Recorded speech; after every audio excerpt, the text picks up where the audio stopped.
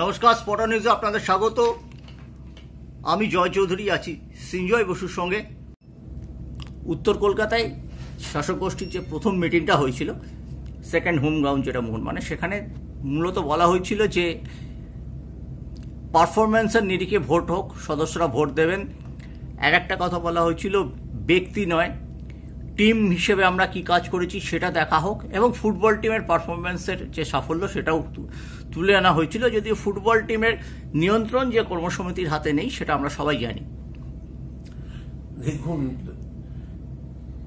এই সচিব মাঝে মাঝে আমরাই থাকে, মাঝে মাঝে আমিতে থাকে। এখন যখন দরকার হয় টিমের কথা বলে। প্রথম দিকে আপনি যদি দেখেন, উনি সভাপতির নামও কোথাও দিতেন না। এখন ওনার দেখানোর দরকার যে সভাপতি ওনার সাথে আছে, তাই সভাপতির নাম বড় বড় করে দেন। যেদিন ফ্রি টিকিট দেয়া হচ্ছে সেদিন নোটিশে লেখা থাকছে দেবাশিস দত্ত অ্যানাউন্সমেন্ট দিচ্ছে, আর যেদিন পয়সা দিয়ে টিকিট দেওয়া হচ্ছে সেদিন অফিস অ্যাসিস্ট্যান্ট, অফিস সেক্রেটারির নামে নোটিশ যাচ্ছে। এটাই খুব ক্লিয়ার হয়ে যায়। আর ফুটবলের দায়িত্ব নেই, যেটা দেখুন হকি নতুন করে সাফল্য এসেছে, এটার জন্য ডেফিনেটলি অভিনন্দন প্রাপ্য।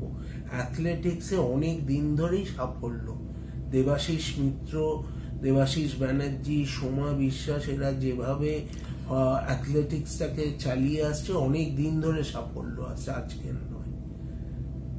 আর ফুটবলের তো, আর ক্রিকেটের সাফল্য আগে যা ছিল, এখন যা ছিল, আমারও খারাপ লাগে মোহনবাগান নিয়ে বলতে।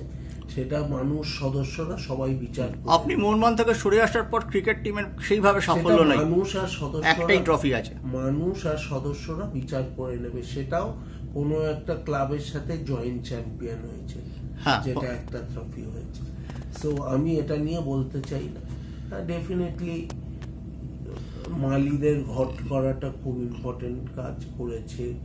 তারপরে দুটো সিমেন্টের ক্রিকেট পিচ করেছে। এগুলো ময়দানের অনেক টিমেরই আছে এবং তারাও করেছে, কিন্তু তারা কেউ তো ঘটা করে উদ্বোধন করেনি।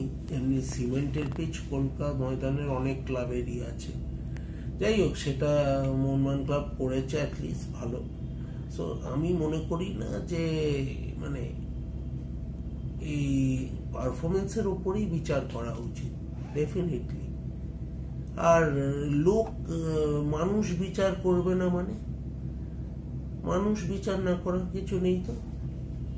আজকে ওনারও পাশে তো দুই দাদা ছিল, অঞ্জন মিত্র ছিল, টুটুদা ছিল। অঞ্জন দা, টুটুদা, দেবাশিস দত্তর ক্ষেত্রেও প্রচুর অবদান আছে জীবনে।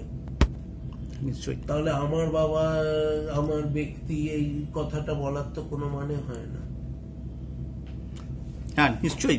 আজকে টুটুদা এবং অঞ্জনদা ওনাকে ঘুম করেছেন। আজকে এই প্রজন্মে যারা আছে, তাদের প্রতিটি লোকের বাবার নাম, পদবী, কিছু ফেমাস লোকের বাবার নামের সাথে, আমি তাদের, তাহলে কি তাদের কোনো অবদান নেই?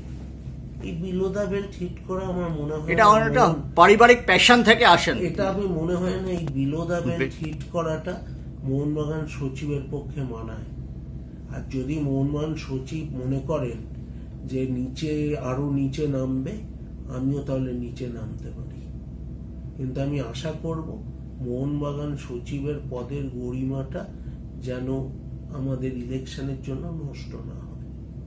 আপনার যা ইমেজ, আপনি যেভাবে চলেন গত 20 বছর, কেন আমি ছোটবেলা থেকে দেখছি, আপনার পক্ষে নিচে না এই নামবেন, এটা আমি কিন্তু আমার ভাবতে অবাক লাগছে। মানুষ খুব ছোটবেলা থেকে আপনাকে আমি চিনি। যখন দেয়ালে ঠেকে যায় না, যখন আপনি দেখেন যে আপনি আঘাত পাচ্ছেন, তখনই আপনি নামেন।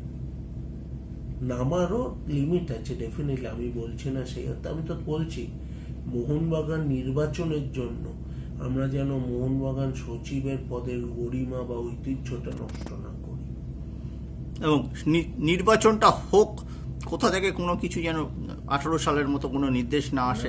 18-19 সালের কথা না, নির্বাচনের মতো হওয়া উচিত। সেখানে প্রার্থী দাঁড়াক না, বাট যেমন সুস্থভাবে হওয়া উচিত একটা ক্লাবের নির্বাচন, তেমনই। এবং আমি বিশ্বাস করি, দেখুন মোহনবাগান ক্লাবের নির্বাচন আমার মনে হয় সব থেকে স্বচ্ছ এবং সেখানে এটা একটা পারিবারিক উৎসবের মতন মোহনবাগান ক্লাবের নির্বাচন।